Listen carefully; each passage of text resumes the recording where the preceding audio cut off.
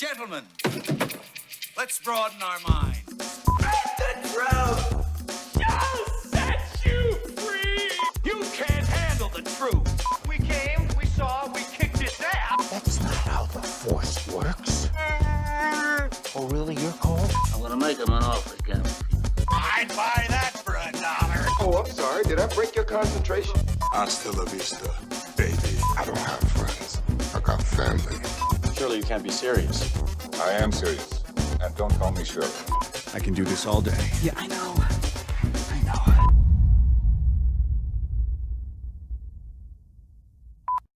Hello and welcome to the Creative Control podcast, and thank you for joining us for our spoiler review of Masters of the Universe Revelation.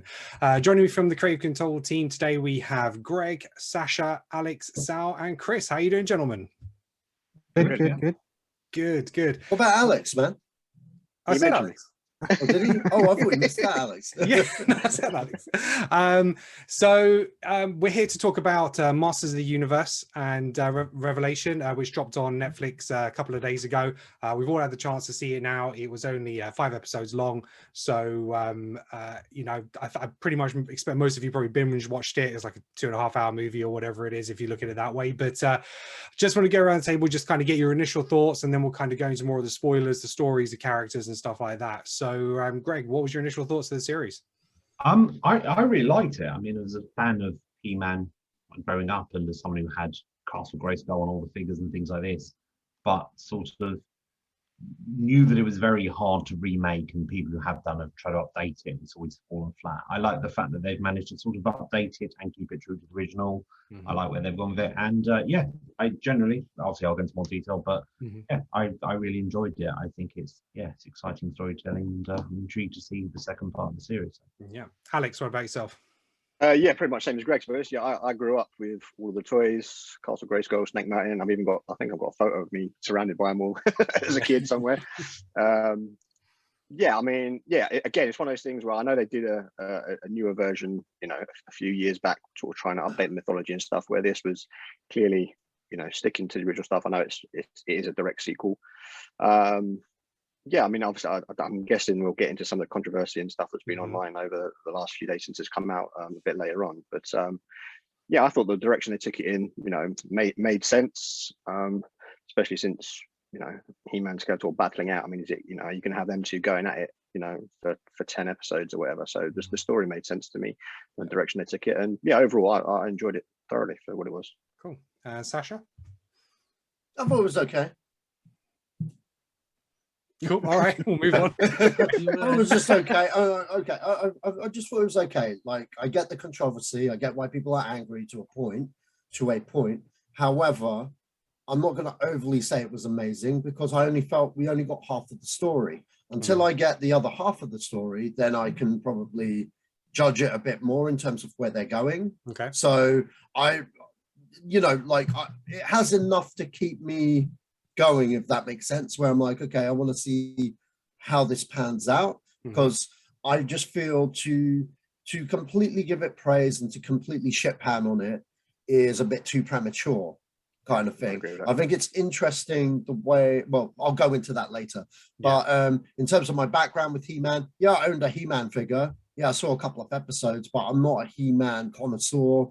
I moved on to the next fads. When I look at all the stuff that I grew up as a kid, He-Man was pretty much bottom tier for me. Right. So like it wasn't like he was Optimus Prime or Luke Skywalker. So you're not as invested in it as maybe as well. So hence probably your like and dislike maybe isn't as great. I mean, I'm only going off what I know from what I remember, if that makes sense. So do you know what I mean? Like all I can gauge is from other friends that are hardcore fans on what they don't like or what they like and stuff like that. So do you know what I mean? And then I'll be like, okay, I kind of remember something, but I it's fucking He-Man, man. It was just like I saved the day every 5 minutes, and pretty much. I have the power. I didn't give a fuck about that. I was just disappointed that he wasn't an Indian guy. Okay, so because I always thought he was Indian growing up. All right, Chris, what did you think of the first part of the series?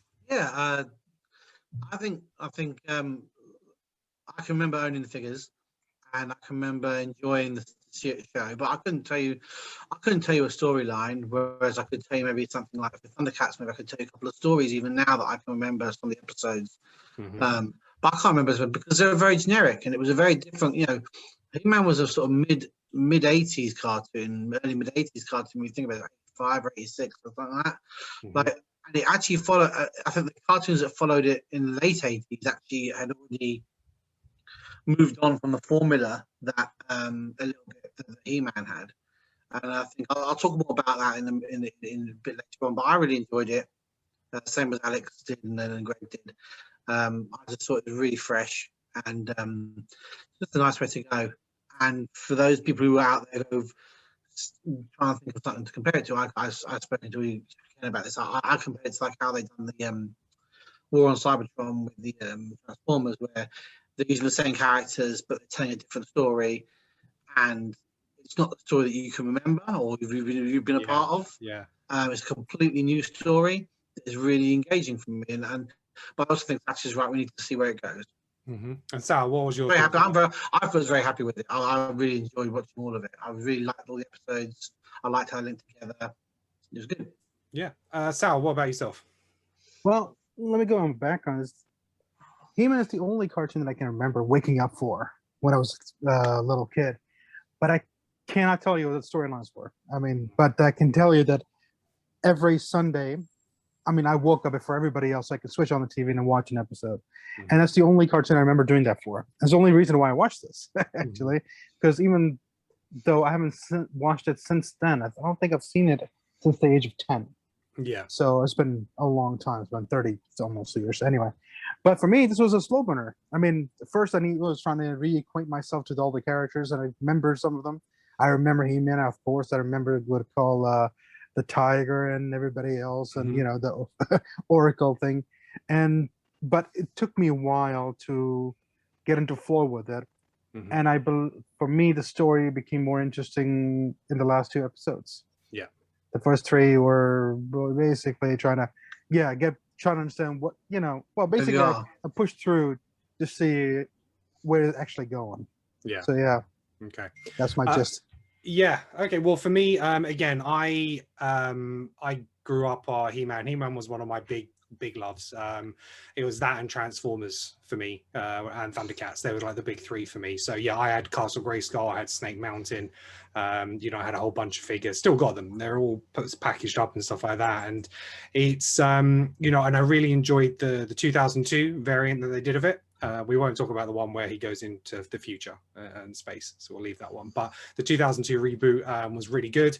And then this one, yeah, I thought it was fresh. It wasn't that episode of the week kind of feel with the villain of the week. It was a progressive story, and you know, they went on through each episode, and you know, they had to hit different marks between each episode and going on that adventure. I like the fact that I saw every character that I remembered pretty much, you know, and I saw all the vehicles from all the toys, or you know, everything was there that I remembered. But there were stakes, there were consequences this time, you know. So you know, previously it was a case of, right, Skeletor has a plan, try the plan, they beat them, everyone goes back home. You know, and the fact that characters were dying left, right, and center, I was like, oh my god, you know, it's like you actually don't know who is actually going to survive. And I thought that really captured me. That got me really motivated. And yeah, I mean, we'll go into some of the big spoilers now, but you know, I figured He-Man would take a slight back step to this. That was kind of my anticipation going into it. Now, there was a lot of hate going into this before it even launched, because people kind of got the hint that, oh, He-Man's going to take a back step, you know, and it's going to be the Teela show and stuff like that. But it's called Masters of the Universe. You know, the original cartoon was called He-Man and the Masters of the Universe. This was just Masters of the Universe, and it was supposed to be about all the characters, not just one character. And yes, He-Man was the most popular because he was the main hero, but in fact, he was probably the least interesting character in the original series. You know, he would just come in, throw the bad guys around, because again, they couldn't really do much punching. It was kind of wrestling moves. It was like big throws and stuff like that. Because of the violence in the cartoons, and that was it. So they recognize that in this series, and actually the character that you want to focus on is Adam. You know, he's the one that has got the conflict, he's the one that's got the balance of the dual identity and stuff like that. And the fact that they, you know, He-Man disappears and Skeletor at the beginning and then comes back at the end and they kill Adam again instantly, I did not see that coming, I have to say. And I was just like, okay, this is kicking off now. And then I realized it's the final episode. I'm like, oh shit, you know, it's like to leave it on that bombshell, and now you got Skelegod. So yeah, it threw loads of twists in for me, loads of stuff I didn't expect. And you know, they even harp into in the show where Skeletor says, oh, you finally use a sword for what it's for. You know, it's like we've been battling now for what's like 130 episodes, and you've never hit me with the sword. Like, it was really good. That was really good. That they actually that was what I liked in the show. Was they touched at different times about how cheesy the actual show was. They touched upon the episode that we feel the cheesy jokes and stuff like that. Cheesy jokes, the flashbacks to when, like, we with the merman and stuff on the ship, and like flashbacks to the episodes, and obviously flashbacks to earlier. And it was really nice that they did that, because it was really sort of, that's the whole thing that's a link to the original series. And obviously, there may well have been a merman episode. The point was, I remember the toy. I do remember seeing that guy. But like, it's really good. And I think, like, and obviously you've got Hamill there doing Skeletor, who knows exactly what he's doing in terms of that role, and he's able to then put that dialogue across in a way that makes you laugh. I said to Satch though that I mean, I agree that I didn't mind the direction they went with it. But I do agree with Satch in terms of the people who are upset about it, hurt about it, is that there were questions beforehand. Yeah. I think that's so let's touch on some of the reasons why people didn't like the show. Exactly. Now, I think the most people, it feels like it was a bait and switch. They feel that Kevin Smith has said, oh yeah, no, it's He-Man, it's Skeletor, and then obviously they're not in it as such on the first episode, even though you see them in flashbacks and stuff like that. They're in like episode 1 and episode 5. Oh, it's the Teela show, it's woke, it's all this kind of stuff. So that is a lot of the stuff that I've seen online. What are your guys' thoughts on those kind of reactions to the series? Did you get what you were expecting? Did you not? Do you kind of see where these people are coming from? Are they just being overly sensitive over a cartoon? I personally, I didn't want to expect anything, because as you touched upon, and there's a fantastic thing on Netflix called The Toys That Made Us, that go into the whole story of He-Man and the figures and the code of the cartoons. And so it was a case of He-Man, this giant barbarian, couldn't punch and kick people and can do all this. And it was episode of the week, and there was always a cheesy moral where he delivered down the camera, and they, you know, they did everything right while being faithful to the original thing. So I wasn't bothered by it. I wanted to find out he died and then died again. That's amazing. I mean, I would like to see more of He-Man in the next 5 episodes and at some point throughout the series, because he is cool. I think they finally got rid of the one thing that irritated the hell out of me as a kid and everyone, which is there is absolutely no disguise there at all. If you Superman and Clark Kent was ridiculous, He-Man was the ultimate. Like, Prince Adam is He-Man. It's like, oh, for God's sake. So they finally got around that. Yeah. But you know, artistically, that's the only change they've made, and I like the way that they've kept with the original design of the characters, but then they've done things like, you know, Evil Lynn takes off her fucking ridiculous helmet and puts it on Orca's grave, and therefore gets rid of that and has a funky hair. And so they're finding clever ways of sort of changing the characters without, you know, sort of completely redesigning from the off. But I've no issue with the wokeness side of it. I think some people just, you know, with anything that they grew up with, get so attached to it that they hate any change at all. Yeah, so and it's not Teela was like this side character. She was a main character in the original series. She was always there alongside He-Man fighting. It's not like just suddenly they're like, oh, let's take a female character and put her front. But it wasn't her story. You know, it's like Evil Lynn and Orko. They had great stories on the side. You know, Man at Arms and stuff like that. She wasn't the focus. Yes, okay, she was kind of the one leading that team to try and reclaim that sword, but they spent a lot of time with other characters. It's really not the Teela show for me. It's much more of a, as you say, it's a collaboration. As you say, it's not called He-Man anymore. It's the Master of the Universe. And it's a collaboration of all the characters, which are really interesting. I like what they did with Orca. I mean, it's sad that he's dead, but I like the explaining.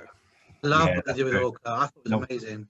I think they did a really good job, because he is one of the cheesier characters, but they made him more humanized. I love the story of, oh, I was the Oracle, but I couldn't pronounce it. And all those little things. I love what they've done with Castle Grayskull. He's hiding inside the building. And So it's like, yes, it looks cheesy and stupid, but this is why.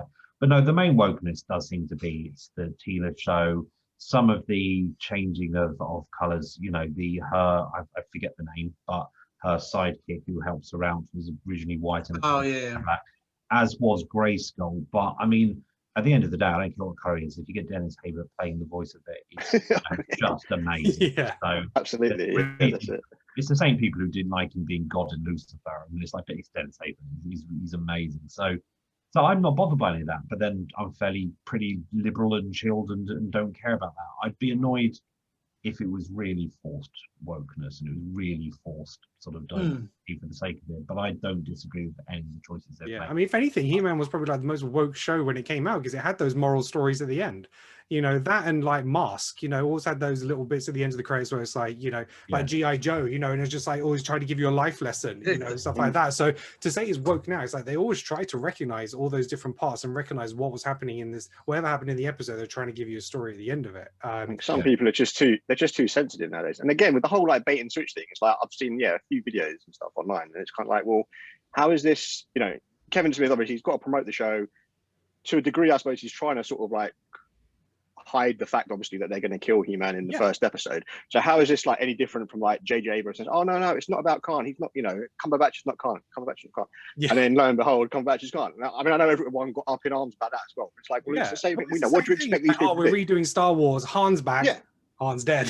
Yeah, so, exactly. You know, it's kind of like, well, you know, people are going to have to, you know, tell the odd fib here and there because they want to try at least to create some, you know, new story, some surprises in the story, rather than you just going, okay, well, I now know that I'm going to sit down to watch this show. Episode 1, right, cool. He-Man's going to die, and I'm going to watch Tila throughout the rest of it. You know, I mean, I mean, there's so many episodes of the original series where He-Man was barely in it as well. You know, it was. But, you know, people just see that as, oh, he was the main character. It was him.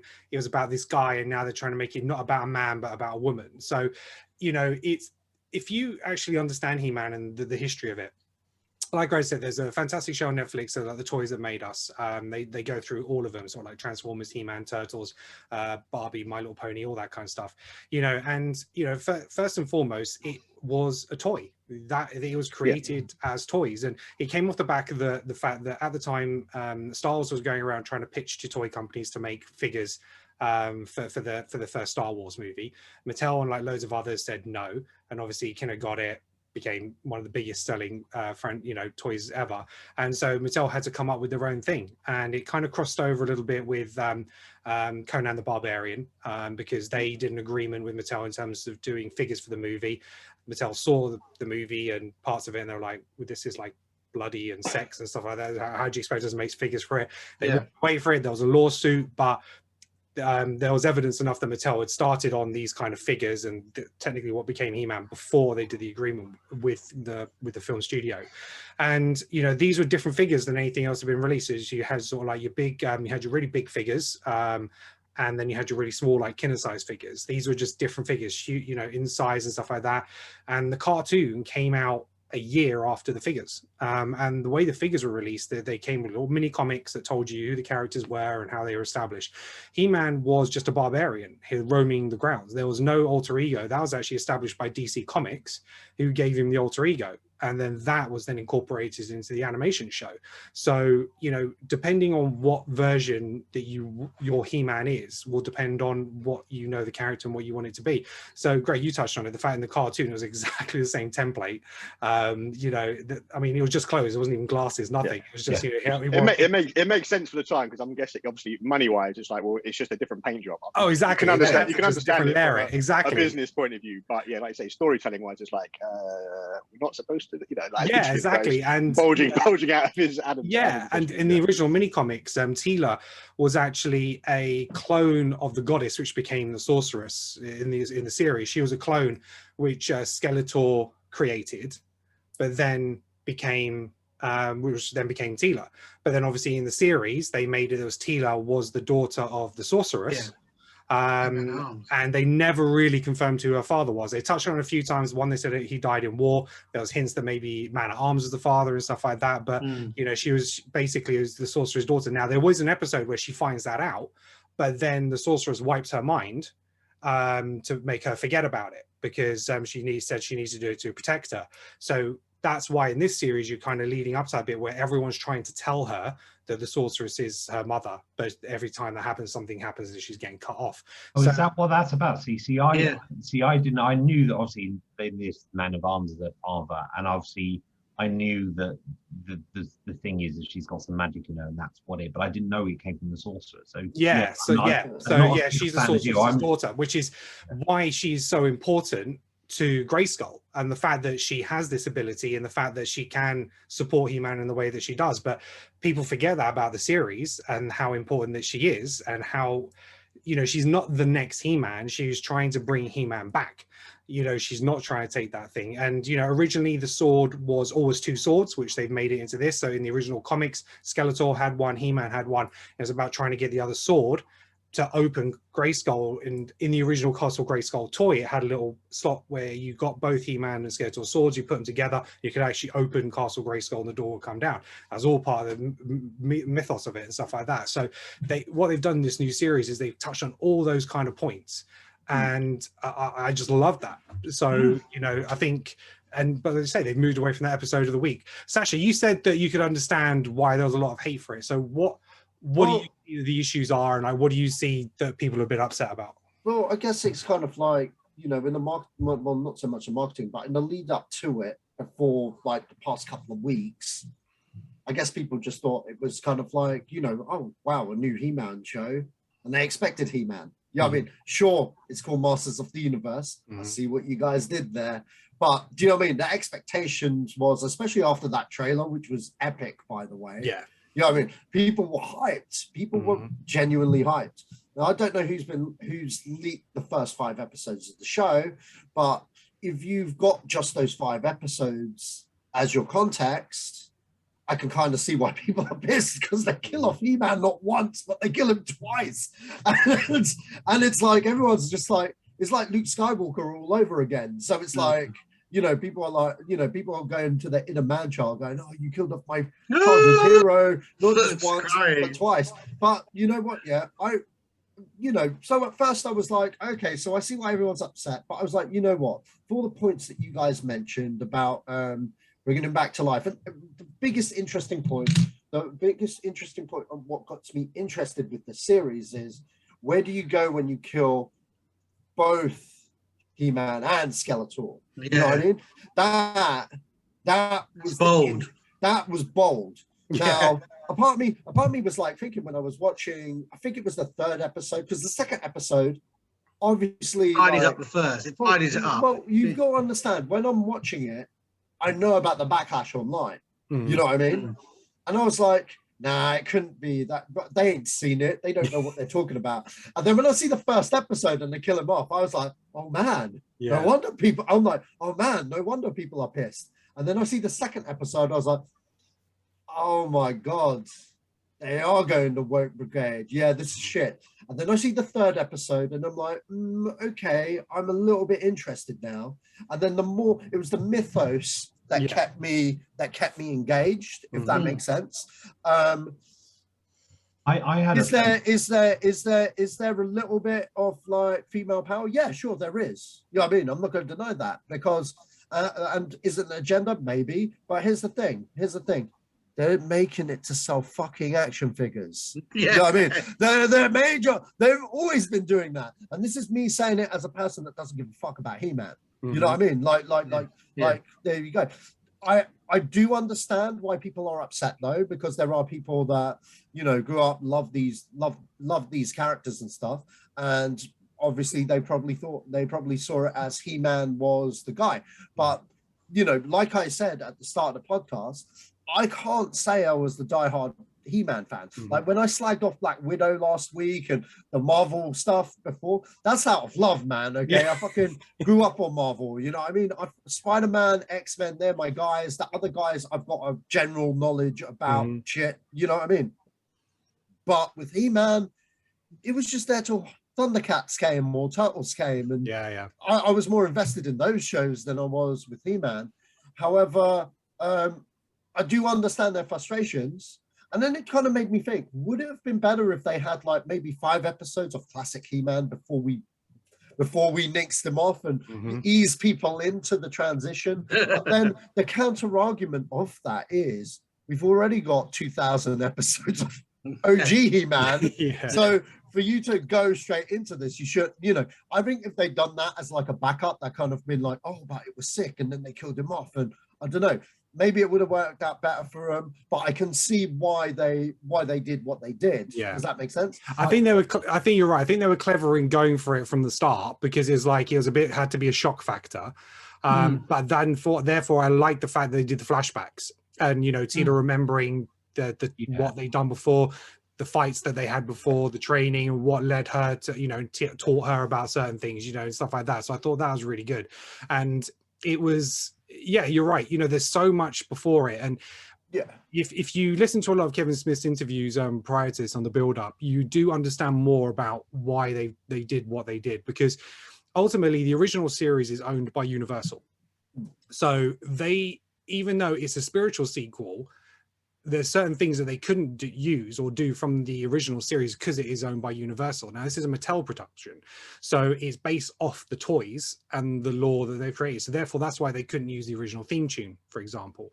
And that's why they weren't recasting any original voices in the same one. So you have the guy who did the original Skeletor, but he played Mossman in this. So that's mainly because he's like really old and he can't he might do the voice anymore. So it's just like, but then there's the 2002, which is owned by a different company.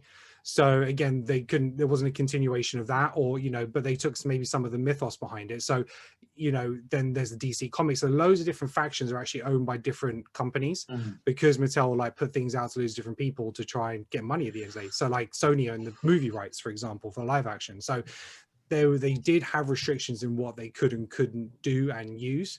And he says that is what led them to do certain things this way.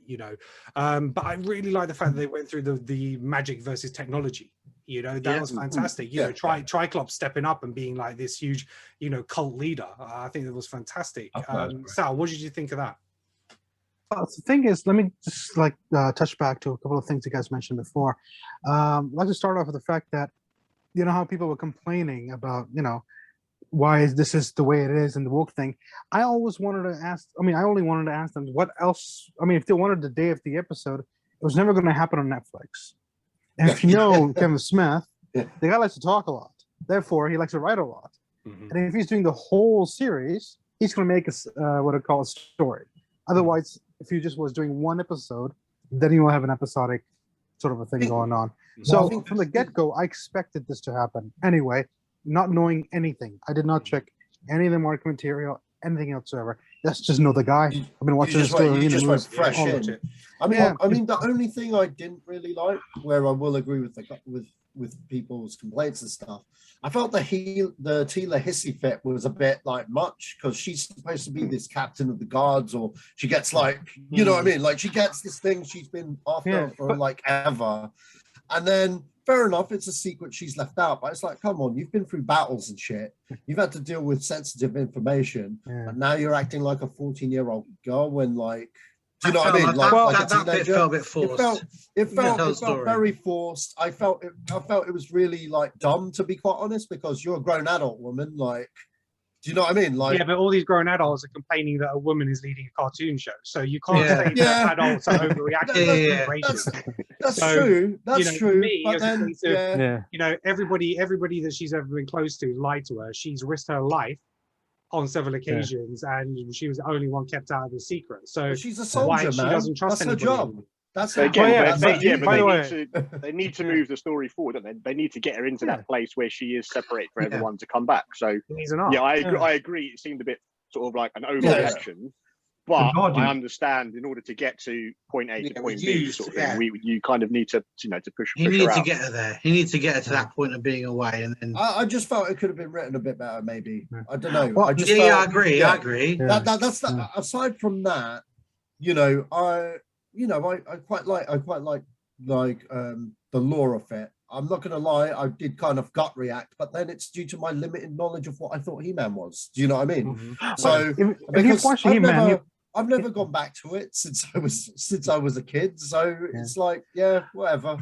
I remember when I 130 was episodes young. of being lied to, man. Yeah, but like I said before, like I can't judge it on 5 episodes because quite clearly they have an arc. Quite clearly, He-Man's coming back. Come on, man.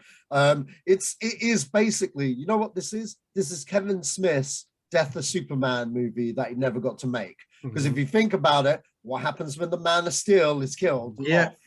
I had a friend You had 12 issues of A World Without Superman in comics, and that dealt with everybody else, not the title guy. I was going to touch on that, you know.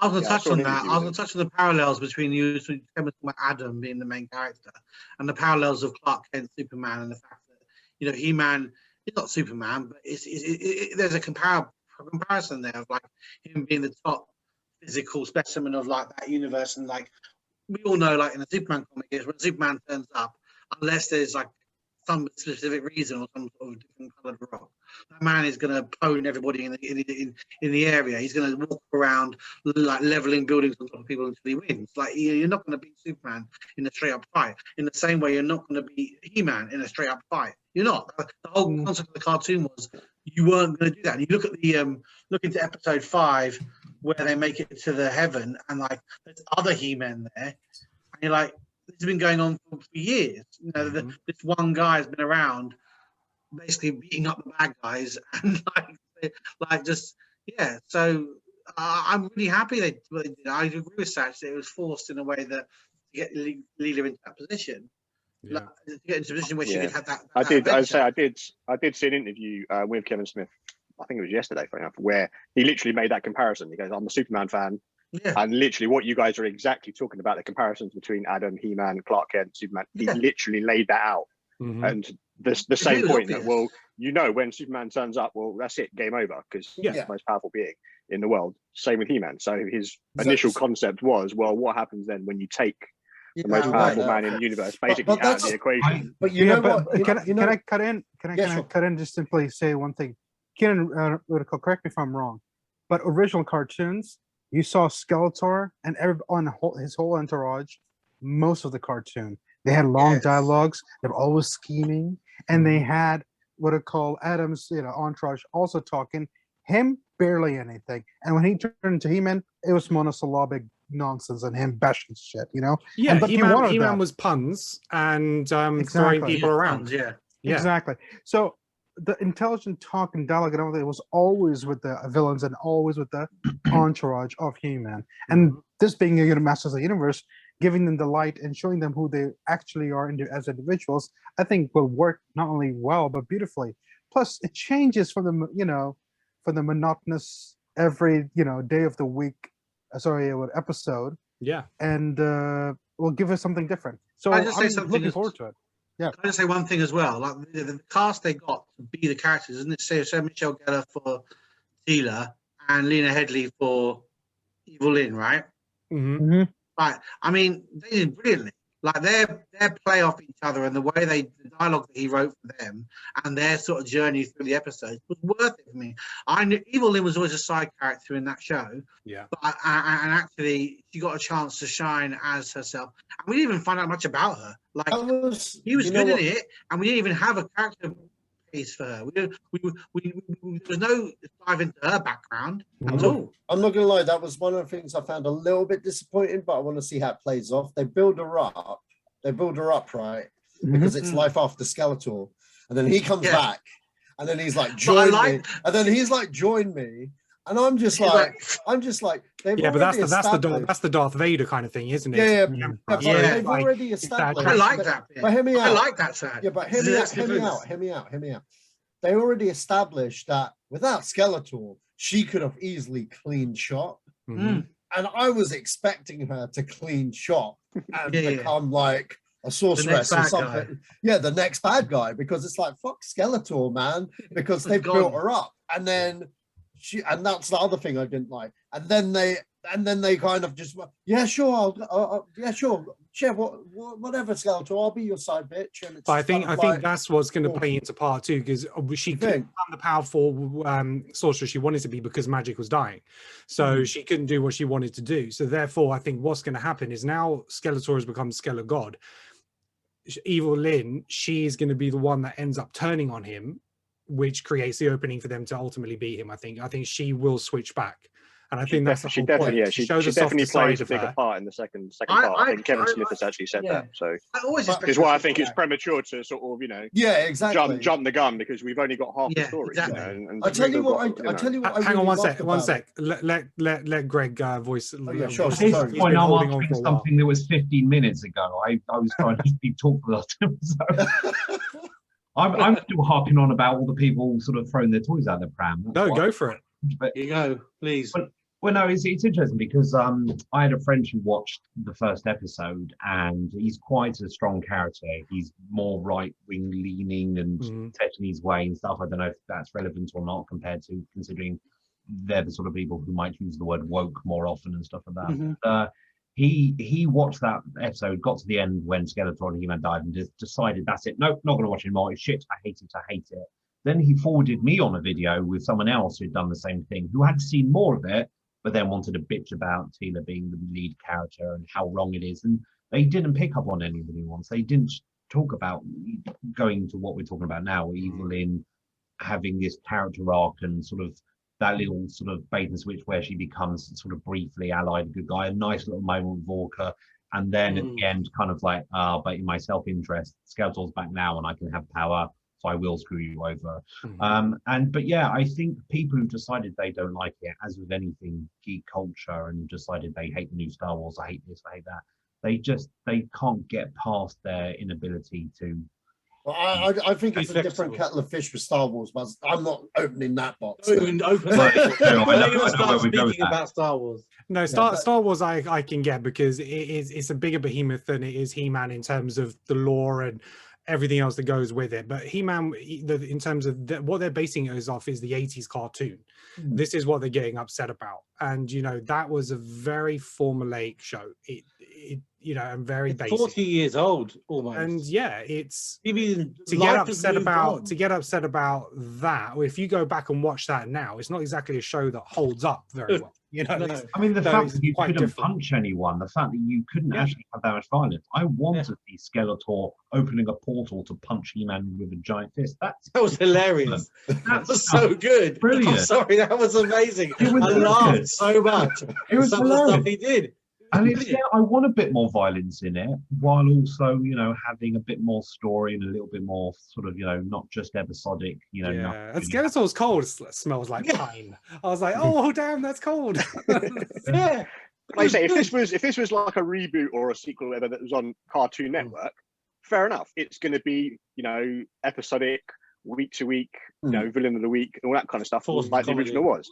But as you say, it's on Netflix, which is, sort of bingey sort of shows, long form storytelling. Yeah. So of course it's going to be different in, the way the story plays out and the depth of character that you're going to get into and all that kind of stuff. So I don't know why people are quite so mad about it. So what do you guys think about the voice acting, animation and music and stuff like that? So this is obviously it's the same animation house that's done like Castlevania and stuff like that. It's like it's orchestra scored in terms of the episodes, obviously new theme tune, and the voice talent. So what were your guys' thoughts on, was there any particular highlights of the voice talents or anything like that? I think the voice talent generally is just absolutely exceptional. Liam Cunningham, they're just brilliant. I think they've all seemed committed. It's really good. Mark Hamill, of course, as Skeletor, perfect choice. It's kind of a cross between Joker and Hobgoblin, wasn't it? He is, but it's just brilliant. It's Mark Hamill's voice acting work is brilliant. So, but I just really like it. I feel sometimes I'm watching a bit Game of Thrones with Lena Headey and and Liam Cunningham and people are sort of acting at the same time. But I really like it. I think everyone's perfect. But I think in terms of animation looks awesome. In terms of like the quality of it, style. Like you say, it's got that same. They've kind of tried to clearly move on a little bit from the original, but still maintain the character designs, that kind of stuff, but without going that full sort of hulking sort of stuff. But in terms of like the look of it, I thought it was excellent. I like the way they changed the character design, as I said, by going, okay, let's remove Evil Lynn's stupid helmet and leave it as a thing on August Rage, so that they can get past that and have her with a funky white hair. And just subtle things like that. And I think there'll be more of that in the future, that they can get away from the janky stuff.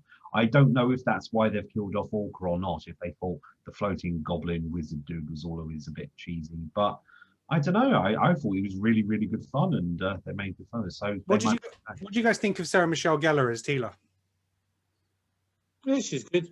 She knows what she's doing as a voice actor. She's been doing it for a while now, and after being roped into it by her husband, but she's done all right. I quite liked her as Tila. I thought, yeah, I mean, there were parts where, like I said right at the beginning, where she has the paddy, where it didn't quite work out in terms of how it sounded. But then as things got on, it was fine. It was great. I had no issues with it that way. Lena Headey was great as Evil Lynn.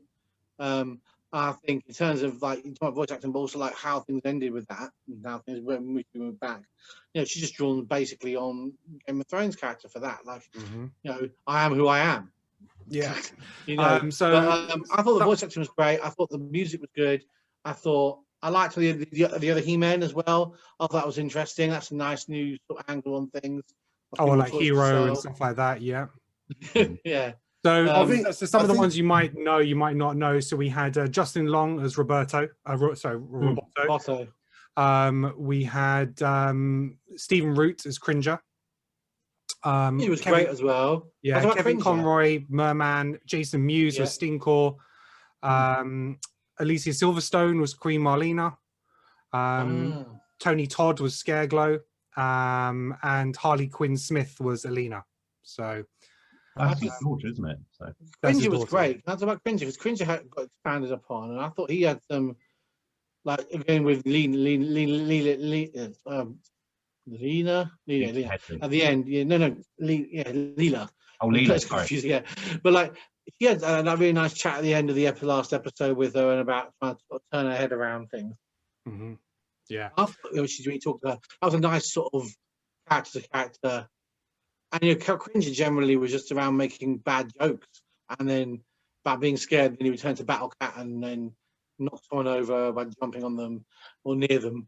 In the end of the series, it was always jump near them and they fall away in the series. But like, you know, he was never anything more one. He was always one dimensional. It was nice to see like they actually gave him a sort of, although he was scared all the time, it was also self-awareness. It was nice. Throughout the series, the 5 episodes, they gave lots of background that I really liked to all the characters. Orca's background, where he came from, like what his the motivations of all the characters were explored. Yeah, I really enjoyed Beastman. You know, he was so Beastman was great. Actor all the time and stuff like that. You know, those relationships made it work rather than just him being on the side of the good guys. He wasn't trying to join the good guys. He was protecting her and stuff like that. So it was good. I think what we have to understand is that by eliminating Skeletor and He-Man from the equation, although you know people have been upset about that, that gave them time to do that. And that's been the success of a lot of these animated shows where they've gone off like back on like Castlevania. We talked about the animated anime Transformers. They've made some bold decisions about characters, and they've made some bold decisions about storytelling, and then they've given themselves plenty of time to really flesh out characters and motivations behind why they did certain things, and it worked because you could. I suppose it worked more as an adult looking back at it. We knew about that. We're invested in the cartoon in the 80s, or we knew about it and it was there, and we understood it was popular. But like we can go back and look at it and go, oh, that's why he's like that, or that's why that happened. And it's important, I think, for us as viewers to understand that motivation. But without He-Man and Skeletor there, that gave them time to do that, even over 5 episodes. I think if you went back and watched a few of the episodes, you'd have the nostalgic eyes on it. So you'd have like slightly nostalgic tinted things. But if you went back and watched the things that you enjoyed as a kid, I'm pretty sure after a few episodes you go, yeah, this is actually pretty shit. Because you liked to grow up because it was a thing of its time. And you watch some like you go back to some of the old cartoons. You know, the X-Men series still holds up. Spider-Man and Friends is cheesy and shitty, but I used to love growing up and getting out to watch that in the morning. So I'm pretty sure I would watch this and realize there is actually very little physical violence because they weren't allowed to do it. It is episodic. And what worked? And what works with like the cartoons like Spider-Man is they had overarching storylines that went throughout the whole season. you know, and that made a difference. I went back and watched He-Man a few months ago, like, you know, in preparation for this, and yeah, it's a hard watch. You know, it's I was watching the, oh, it's so cool, you're recognizing the voices, the characters and stuff, and the music, and then yeah, like you say, 2 or 3 episodes later, you're like, you know, so whereas this has got the spirit of that while moving it forward. And I really like the fact that they started exactly that. We will literally start as you ended with all the characters like this, and then we will have an event, and then Man at Arms grows a beard, which looks so much better than just a handlebar moustache, and he becomes, you know, sort of like the guy how to get stuff done. And then I love what they did with Triclops, as you said. I love where they've done the story arcs, Beastman being loyal to Evil Lyn, but Evil Lyn and Merman ready to kill each other. I think it's great, because otherwise it is just cheesy good guys versus bad guys, and it is a cheesy show. And I think Kevin Smith has managed to pull it away from some of the cheese as best he can without completely changing the character design and the plot, which is and he hasn't overcomplicated it that he loses a younger audience, because ultimately they need the younger audience to purchase the toys as well, or their parents to purchase it, you know, because I had a friend of mine on Facebook, and he said, you know, would it be okay for my kids to watch? And I said, I think it's like rated as a 12, but I said, you know, there's one swear word on it, which is bollocks. But I said, other than that, that was great as well. Yeah, so British, right? Bollocks. So, but then it was like, but then I said, there's a few stabbings, but I said they're not necessarily graphic stabbings. No. You know, it's not like last one like that. It's Adam not getting Castlevania style, you know. But I said there is a couple of stabbings, so as long as you're okay with that, then go for it. And I think obviously in this day and age of cartoons, you know, kids that they'll accept that. You know, I don't think it's going to be too much of an issue. So, but any kind of final thoughts before we move on what we hope the second part of the series will bring? Any I think the 5th episode was unfair, man. Should have been at least 6 or 7, because it would have given a better arc, and then we'll have less people complaining about it too. It's the only show I have that I like that is rated below 5 on IMDb. Yeah, I just feel had we got the whole thing like what Netflix normally does, we would have had a lot more context in where the story was going. I probably could have given an overall better synopsis of my thoughts. At the moment, I'm there for the second part, because you know, I want to see. Well, one of the best things about it wasn't just He-Man that went; it was Skeletor that went, and I was interested more of the world after Skeletor had left, and I like the fact they had the technology guy like, hey, I'm taking over now. Seemed like they set it up properly. If they'd only killed He-Man off, I would have understood people being more upset. Because then it would be Skeletor versus Teela. But now they have, and I would get that. But the fact they got rid of them both. And it, like you said, it was like, so what happens now? The two biggest things. One of the main, when I said that my friend sent me through this review, one of the main mistakes this guy made, either by not doing his research or making assumptions, was that this 5-episode run was the whole of the first series. And he's like, well, it's ended with the bad guys winning. Skeletor is now a god. He-Man is dead again. And, well, I hope they get a second series. And it's like, you're an idiot. The child's freaking out. And it changes everything if you realise that it is just a mid-season break, and that they wanted to leave on a cliffhanger. And even if it was just the first season, you know, call the second part of the second season. What's wrong with the bad guys being on top at the end? It makes you to be fair though, if this was the first season and that was the end, I probably would have been a bit disappointed myself, to be fair. If that what's the difference between you seeing it as a season as opposed to 2 separate seasons? What's the difference between part 1, part 2? For me, that aspect of stats, I said not enough Hamill. I want more Hamill. I want more Skeletor in my life. I want more dialogue. And you'll get that next season. So what's the difference between it being 2 seasons as opposed to being 2 parts of the same thing? The biggest thing where I understand why people are disappointed is because, fair enough, like this wasn't the show they were sold. Yeah, I mean, fair enough. Some people might have foresaw, you know, this kind of stuff beforehand, but that wasn't what people were sold on that trailer. That wasn't what people were sold months before when they were talking up while he was making it. I know he's coming out with the term. I know he's coming out with the term spiritual sequel now. That wasn't what he was saying before. He's saying this is a direct sequel for the old fans of the old show. Now, he's not lying there, because there are people like you guys that do love it, You know what I mean? That do love it, every second of it. But there are also people that were fans of that show, like Greg's mate, that looked at that first episode and was mortified, kind of thing. Because I think in the case of my mate, though, it's more the case that he's one of these very strong black and white personalities. I'm, as I said, I don't know if he's political leaning or just his personality shapes him to be this way, but he's very much the case of, I don't like it, I won't give it a chance. And if he'd given it a chance, he might have enjoyed it. But he decided, no, this isn't right, I don't like it. And it's but coming back anybody who wants that formulaic heroes win at the end of every episode, I feel sorry for him. I just like, if you need that 20-minute resolution every episode, there's no joy, there's no stakes, there's nothing. But then would it have benefit of having a few episodes of He-Man doing his thing to get them into it might come back because I've been bored. But that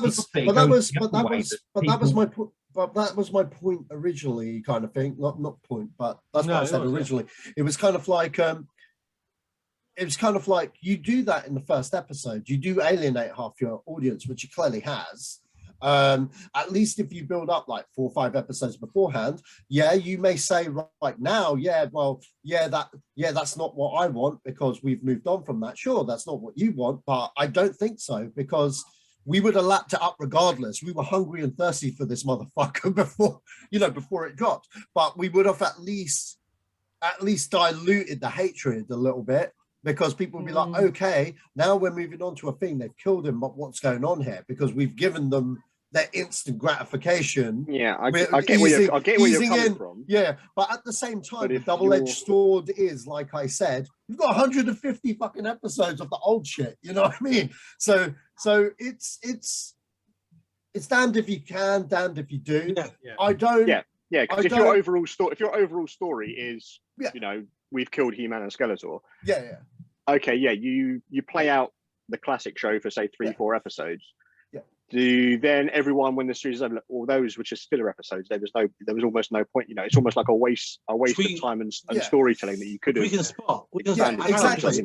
All you've done is try to emulate what you've done reduce before. The amount of people that are going to get pissed for a little bit longer, as opposed to just being like, look, this is the story we want to tell. There's going to be a group of people that hate it. We may as well just lay it out there and get rid of them if they're not interested from the start, and let's crack on with our story. But there's another thing. These days they're not going to make hundreds of episodes, so they don't have that amount of resources and time and not with that voice cast. And they were hugely impacted by COVID, and I think they might have actually released the whole thing if it wasn't for COVID, because they actually had to stop recording for long periods. And I think if that hadn't happened, they might have actually probably dropped the whole thing.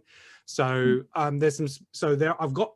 It's kind of a spoiler. Well, it is a spoiler, but Kevin Smith has tweeted today. So if you don't want to know, put your PCs or something on mute.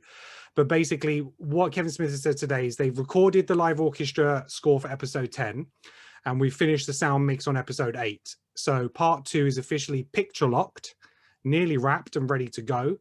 And spoilers, both He-Man and Skelegod fights are brutal. So He-Man's coming back. Of course he is. He's going to be fighting Skelegod. And he said the fact that both fights, so obviously there's going to be 2 big fights. So he's coming back. But you know what's really sad with that is the fact that I bet that he felt obliged to almost say to address the backlash rather than say, I mean, we know that in Master of the Universe, even though it's not called He-Man Master of the Universe, we know that He-Man's not going to die, and we know that Skeletor's not. You wouldn't cast Mark Hamill, get him to say 6 lines and then kill him off. How'd you guys to avoid things? Come on, that's your more Star Wars. This is generally the direction they're going in. It's like, no, they're just giving it a little bit of variation. They're letting some of the background characters come to the foreground, expanding the mythos. But the fact that he's had to say that, even though we knew that Adam was going to survive again, was just sad that he has to kind of spoil the series for everyone himself because people are generally throwing their toys out of the pram. Yeah. Well, let's hope that these, I mean, me and Sax watched Castlevania, for example, and when they made the first series of that, they had no clue what was going to happen at the end of that series or how well it'd be received. They had an idea. They cast some nice people. They had a good story. It was a great story from my point of view. From Sax's point of view, we both enjoyed it. Best video game adaptation ever. And they took that reception and then made 2 more or 3 more series, which have been amazing, and now it's going to have spin-offs. But we don't know we also got to realize that this is a story for 10 episodes maybe, but we don't know what's going to happen after that. So, well, no, I mean, it's a case of, are we actually going to get a second season of this? You know, depending on the performance or not, who knows? But we've also got another series coming from Mattel and Netflix, which is going to be more kid focused, which is like a CGI version of He-Man. I think that is and that could be the series. Universe. But that was the point I was trying to make with why people were kind of angry, because they did specifically say they're doing 2 versions, one aimed at a modern day audience, but this one specifically is for fans. A more adult orientated group that is for the fans. So to see the backlash, I'm not gonna. You gotta understand. Like, I get both points of view. I totally get both points of view, which is why I've chosen to react after I've seen it in its entirety. But I totally understand the backlash kind of thing. Do I agree with Greg that some people? I do agree with Greg, because if you're going to judge it off one episode, you can't really do that, because and people are refusing to watch it just because of what they've heard. Yeah, and they're bad mouthing it and negative reviewing it based on not seeing it, and that based on knowing the spoiler of the first episode. Yeah. I think people seem to be jumping on the bandwagon of hate for it as well. I've seen a couple. I mean, I haven't watched all the videos, but I've seen a few videos of people in their early 20s talking about this. Oh, you've ruined him. It's like, you weren't even alive when the season even ended. Let alone you don't get an opinion. You're talking about how Kevin Smith has ruined He-Man. All this kind of stuff. It's like, do you even know what He-Man is? All you're doing is jumping on the bandwagon that everyone's suddenly hating Kevin Smith. Yeah, and He-Man finished before She-Ra did. Clip on your YouTube channel and get some views. It's just crazy. I was chatting to somebody else the other day, and they were saying no, they didn't like it. They felt that it wasn't true to the original cartoon, but they didn't know that She-Ra was He-Man's sister. So I was like, well, you don't really know the product, so what are you actually getting upset about? So I don't get it. So you either understand the product or you don't. But it seems like you just want to be negative for negative's sake. Yeah. So I don't get that. So welcome to the internet. Afterwards, we only got Hordak because of She-Ra. And they retconned that into it and made him and Skeletor a thing previously. And then Masters of the Universe ended, She-Ra carried on, and then some of those He-Man characters appeared in the She-Ra cartoon, guest appearances later on, and She-Ra carried on for a little bit longer. So we're not going to get a crossover with the She-Ra series as well, because that's owned by another studio. I think that's DreamWorks who are doing that one, so that's not going to be a crossover at all. Whether we'll get a version of She-Ra in this, who knows? But it'd be interesting to see if they do anything with that, because I would love to see a Hordak in this style of animation. What I was trying to say before about the second series, or possibilities to having a second series after this, is that if they hadn't have done the departure from the formulaic episodes, there would be no reason to have a second series. If they just continued as it was with episodic, hero wins, Skeletor says some cheesy line. Yeah, there's no point for a second season if that but you have to make that break and go, this is our own story, and we're now going to tell it. And then maybe if you develop the characters enough, there's enough meat there to make a second, even if it's not as successful or as well written or whatever you want to say, but there's enough then to go to the Netflix and say, oh, we've got enough for a second series, and you can make a second series. But without that break, there's no chance. Netflix, as Sal said, are never going to go for an episodic 20-minute show where it follows 80s style comic book. That's what the other version. That's what the other version will be for. Yeah, exactly. If there's ever a modern TV series which I start watching that I don't binge, it is an episodic thing where it's too similar, and you go. And sometimes I enjoy them and go, I'll come back to this, but you don't, because you don't have an urgency. There's no sense of urgency, because it's like, I can watch this in 6 months' time and I can pick it straight up again. Whereas if you're watching something where you don't want short series, what's going on in WandaVision, what's happening here, what's going on here, and that's it. I wanted to binge it, not least because it, as you said, it's very easy. It's like a 2.5-hour film, but it's you want to know what's going on after the next twist and stuff. So there's progression. Yeah. All right. So let's just have a whip round, and if you give your scores for part 1 of He-Man out of 10. So, Greg, what's your score? I'm going to give it solid 7 out of 10. Oh, what? Sorry. 7. 7 out of 10. 7. Cool. Alex. Yeah, I'd probably go the same, 7, 7.5. I wasn't thinking we were scoring things, so I didn't think that far ahead. But Cool, yeah, no I would, worries. I would say a solid, Sal? solid 7. No, I'll give it a 7, especially after the last 2 episodes. Cool. Sasha? Give it a 5. Okay. Chris? 10. Loved 10. it. I think I gave on Twitter like a 9 or a 9.5, and I was thinking, You had 9.5 in chat. yeah, I think I'll go down to 9.5 because I would just because as I said, Satch, I want more Hamill. I want more Hamill. And the reason I've given down on is not having enough Hamill in it. Yeah, enough time for him to be good. The reason I've given that again is it was my expectations in terms of I know Kevin Smith as a director and what he does with his products. I understand that it was a sequel to the series, but they were going to modernize it. But they had to keep it in line with kids, so it couldn't be too graphic. So from what I got is kind of what I expected, but it was actually better in terms of the story than I thought it was going to be. So it actually exceeded my expectations in that way. And I can't find fault with it. I don't think they could have done anything better. I mean, I couldn't have come up with anything better as a sequel series from that start point of view. And we, we're halfway through, and we'll see where it lands. But yeah, I'm at that 9.5 mark. I just thought it was stunning. Thought the music was excellent. Like really beautifully scored. I wasn't too sure about the He-Man tune when I first heard it, but then when you see it with the animation and everything else, it just works. So and I just thought the voice acting was just spot on. I think it was just so well casted. And the fact that so many villains from the cartoon had their moments. So Triclops had a moment, Merman, Beastman, Roboto had it, and the fact that he was like this alternate version of Man-at-Arms and stuff like that. You saw Man-at-Arms conflict and, how he wants to be loyal to the king, and the fact that, He-Man's mother, Adam's mother knew but didn't know. There was like all this stuff kind of going on. And Evil Lynn and Orko, I just thought all the characters just had so many great moments in it that I can imagine most will come back for the big ending, but we'll have to wait and see. Cool. So thank you very much for joining us for this spoiler review of He-Man Masters of the not He-Man Masters of the Universe, Masters of the Universe Revolution.